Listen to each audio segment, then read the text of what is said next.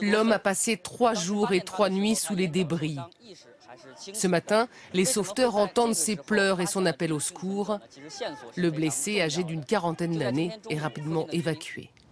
Il faut dire que la zone est toujours dangereuse. Au moins 7 explosions ont été entendues ce matin à proximité de l'endroit où les entrepôts de produits chimiques sont partis en fumée.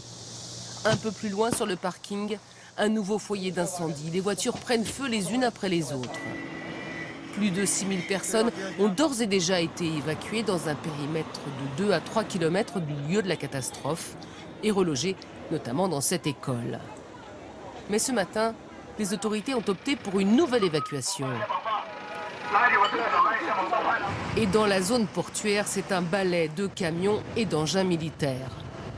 Une mesure de prévention officiellement parce que le vent a tourné. Avant, il soufflait vers la mer, ce qui limitait les risques pour les habitants.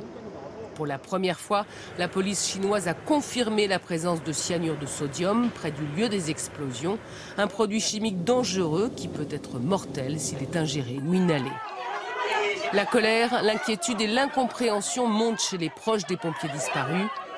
Pour faire entendre leur voix, ils sont allés perturber une conférence de presse des autorités. On est tellement inquiets. Notre fils qui a disparu a tout juste 18 ans.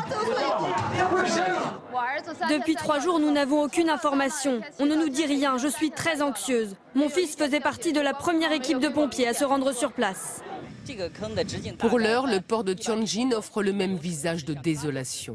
Quant au bilan, il s'alourdit, 85 morts, plus de 700 blessés, dont une vingtaine dans un état critique.